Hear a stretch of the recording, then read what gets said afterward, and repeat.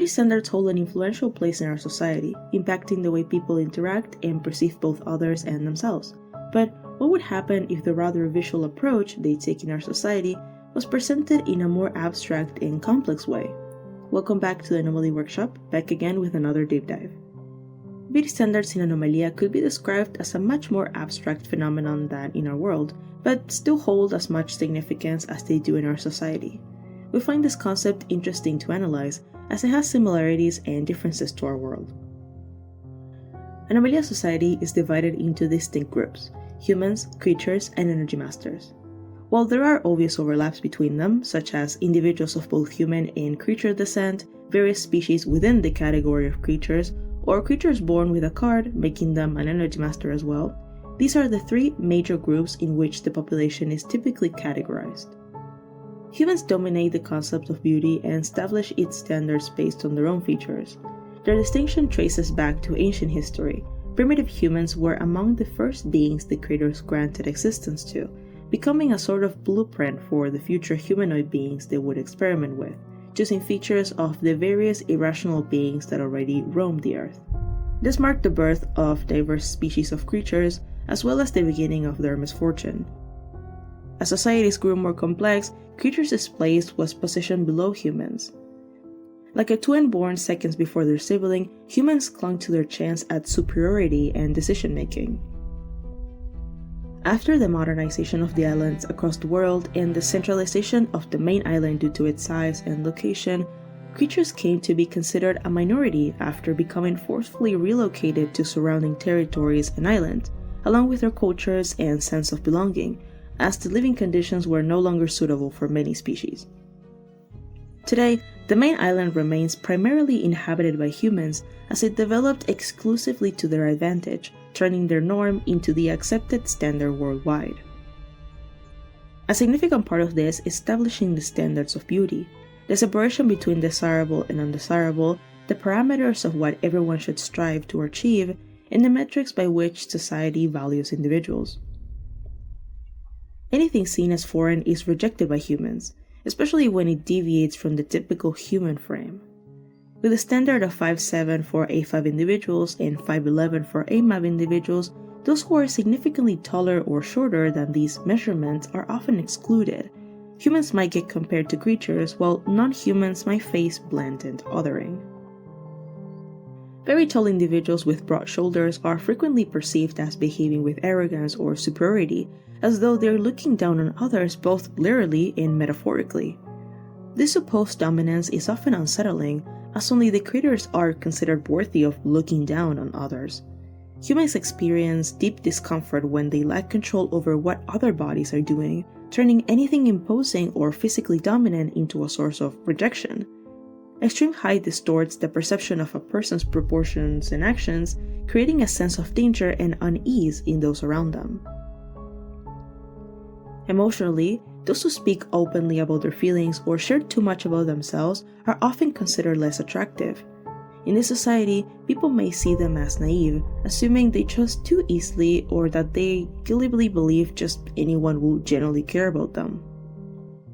Expressing emotions too freely can be perceived as losing control and letting your feelings dictate your actions, which is seen as a major flaw. Having a big or menacing personality can make others assume you're trying too hard to stand out, which applies to eccentricity as well. Loud behavior, unconventional fashion choices, unique hairstyles, or bold makeup, people often view such traits as desperate attempts to gain attention. However, the same eccentricity can be deemed acceptable if paired with the notion of wealth and class, turning these flashy elements into a fancy look rather than a fault. Ultimately, what society dislikes the most is anyone who draws too much attention, whether it's through their emotions, personality, or appearance. Body types and weights aren't shamed in this society. Being skinny or chubby, having wide or narrow hips, etc., don't significantly influence the beauty standard, nor does skin tones or hair types, as long as they fit within the boundaries of the human frame. However, creatures or energy masters with non-human body proportions, complexions, or features, such as slimy skin, scales, or tails, are looked down upon and deemed undesirable. When speaking of more subtle, abstract factors that society finds unappealing, One key element is the energy you carry.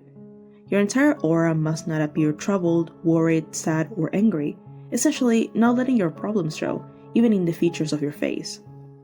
Eyebrows shaped in a way that suggests anger or concern, or droopy eyes that convey sadness or anguish already give people the impression that you're troubled, so much that you fail at concealing it, and at maintaining control over your emotions. Only those with the perfect combination of features for a bright, carefree expression accompanied by a natural yet composed smile can walk through society without judgment. Needless to say, any feature considered non-human is frowned upon, unless it's one that humans envy, such as the friendly facial proportions and radiant, youthful skin of the equibes. Because of this, it's not uncommon for both creatures and energy masters to receive compliments based on their appearance, always referring to features that are desired by society, backhandedly admired and wanted by humans. When features that differentiate beings from humans come with additional accommodation needs, such as requiring periodic contact with water or humidity, or needing extra space in human-centric environments like offices, it often sparks discomfort among humans. For instance, if someone has slimy skin, it signals that they might need specialized adjustments, like access to moisture to maintain their well-being.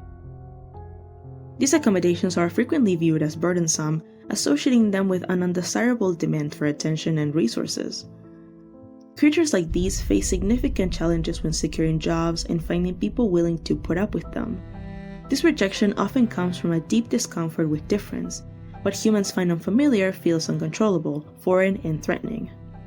The overwhelming burden of these complexities that all beings have to go through to be considered desirable or accepted by society leads them to form a facade, an often artificial persona that portrays them as trustworthy, polite, and reliable. When it comes to what people consider to be within the beauty standard, the most significant thing is to look clean. But what does looking clean mean in this context? To look clean is to appear free of trouble, in control of your life, successful and unbothered by how others perceive you, yet somehow still managing to meet every single expectation that is placed upon you. Lips that naturally curl upwards or a refreshed expression can mark the difference that gives people the image of a life that is good and prosperous. A friendly smile is always appreciated. However, if people find you to be too friendly, too honest, or eager to help, they might consider you naive, unaware of the complexities of life, or even childish, as only a child would be happy all the time. This is a common issue for many species when visiting or moving to the main islands and the big cities. Used to warmer, more familiar interactions, they're often seen as less intelligent or gullible by residents, leading to the formation of harmful stereotypes around these species. Every detail matters when it comes to how people see you. Paying attention to the colors you wear, what perfume you use, and ensuring your clothes and accessories reflect the people you associate with, the wealth you have, and the job you do, all of it adds to looking clean. People enjoy imagining others' lives in their mind. If they find your appearance appealing, they'll assume you come from a respectable family, own a nice house, have a stable job, and lead an overall prosperous life, a strong, cheerful presence free of worries and problems. A good example of this is one of the characters from the story, Hermes. He fits perfectly into the beauty standard with his composed and relaxed expression, a natural charm, blurry nature, and a neat, put-together demeanor. Because of this, people tend to make up a life for him even without knowing him personally. Assumed to be well-off, with a good job, and perhaps even married, people like him are expected to have life figured out, assumed to be what they picture them to be, and carrying the pressure of living up to those expectations. These standards are full of contradictions and hypocrisy. An appearance too eccentric or unapologetically different will have people immediately assume you're trying too hard to stand out, begging for attention. On the other hand, if you're too clean, meticulously following every rule, you risk being labeled as boring. You need to find something unique that makes you stand out, but just the right amount to avoid alienation. It's a constant balancing act. Walking on a tightrope, society's gaze fixed on your back like judges ready for the slightest misstep. People in this society have it normalized to live under constant stress, struggling to find stable jobs, facing high levels of poverty, a big gap between social and economic classes, rampant crime, deeply rooted social issues, a high rate of children given up to orphanages. In such a violent and chaotic environment, projecting a clean image, pure and unaffected by the surrounding turmoil, becomes a major accomplishment.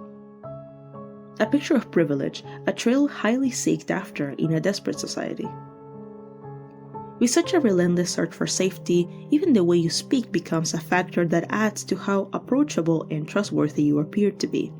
Calm, friendly tones, in contrast to serious, stern ones, are likely to be taken more seriously and inspire confidence. If you sound reliable, people will assume you as such. Talking too fast or loud can give the image of being all over the place, ungrounded and messy, traits which society doesn't value. Composure is held in high regard, so people expect you to understand your environment and respond accordingly. The ability to manage your emotions and project stability is vital.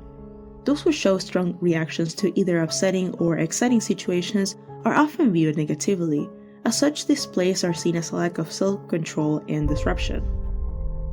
The concept of gender in the society is considered as deeply personal rather than socially significant. Not shared publicly or openly discussed when referring to someone, it holds the same private nature as one's name would. Gender is a divine gift from the gods Red and Teal. As these beings lack gender themselves, the concept is foreign to them, so they granted it to mortals as a way to express their individuality, encouraging people to manifest their gender however they choose and feels right. Gender is celebrated universally and not tied to societal rules or beauty standards. It doesn't present barriers when it comes to social or professional opportunities. Instead, it's recognized as an integral part of one's personal essence and identity. Everyone interprets and expresses their gender in their own way, forming unique meanings for concepts like being a man, a woman, non-binary, or agender. Self-expression of gender is one of the only ways in which rational beings are truly free. Feminine and masculine energies hold a big importance in people's personalities and in the way they express their gender. These two energies are celebrated and play a big role in how individuals choose their name, style their clothing, develop their mannerisms, and shape their ways of acting. However, gender and its expression remain a personal concern, cherished and shared while simultaneously being kept to oneself. Similar to gender, features like body hair, acne, and stretch marks, among others, are considered gifts from the gods, entirely detached from beauty standards. These traits, having practical purposes in physiology such as body hair's protection against cold or infections, are considered natural and free from stigma or judgment. They're seen as an essential aspect of being alive, a reflection of physical existence itself.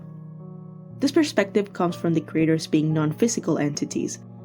Lacking a mortal body, they wanted to grant their creation the experience of physical existence, as these features serve as means for rational beings to connect with the world. Coming back to the subtle ways of discrimination that exist within the society, these notions of rejecting everything that's foreign make their way inside schools, work, families, or even friends or dates in the form of phrases. These are mostly heard by energy masters and creatures, as they tend to have the most prominent differences to human standards. Common phrases include, "Would you date them if they were a human?" A raw quote that stripes the person from what they are at their core, personality, values, and identity, what makes them themselves, implying that not possessing similarity to a human immediately turns them undesirable. Another common phrase is, "You'd be so pretty if you didn't have a certain feature." Heard mostly by those possessing more evident features such as horns, unique ears, tails, non-human teeth or skin, it serves as a backhanded compliment, suggesting that someone's beauty is somehow tainted by a specific physical trait. For example, one of the characteristics of the AKB species is their elongated ears and small frame, so they might hear an unasked for, "You would look so much prettier if you didn't have those ears or if you were taller." Though hidden as a compliment, the goal of such comments is to create a sense of inadequacy, to further reinforce the separation between species. "Oh, I thought you were an energy master or creature." This comment has a similar purpose, and is often heard when an individual doesn't immediately spark the image of the type of being they are. An example of this is Shantae, born part creature but without any characteristics evident at first glance. People are often surprised when they learn this, as he doesn't appear to be a creature by their standards. Similarly, you have Eerie.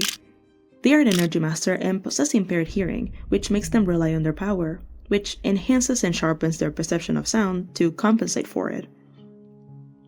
In cases similar to this one, when learning of the power being used, others might conclude that they were lied to, struggling to accept it fully, or downright rejecting the Energy Master. This happens most often on dates as people get to know each other. When it comes to workplace situations, the phrase, "How did you get a job here looking like that?" followed by a dismissing, "No offense," is another common example.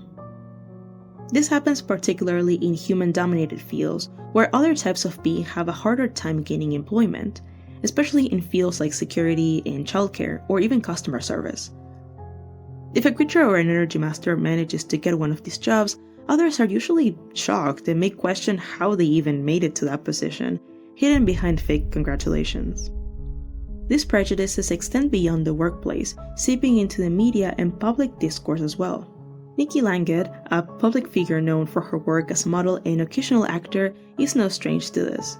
With a human mother and a creature father, both respected figures in the industry themselves, she was born with a privilege rarely conceded to creatures, often earning her the label of nepotism baby. However, rather than letting it turn her arrogant, she uses her privilege as a platform to address social issues and speak out on the discrimination and marginalization faced by creatures and Energy Masters. Due to her outspoken nature, she has been accused of mixing politics and fashion, and trying to push narratives that don't belong in the show business. Though she embraces her own features as key aspects of her public image, her tail, fangs, and the tiger-like stripes that spread across her back, many tend to consider her lucky to look the way she does. Despite her fully creature father, the features she inherited are minimal compared to others in her situation. This makes some question her understanding of what it's like to face life as a more evident creature, or her fit as an icon of the people she claims to represent. And that was today's deep dive.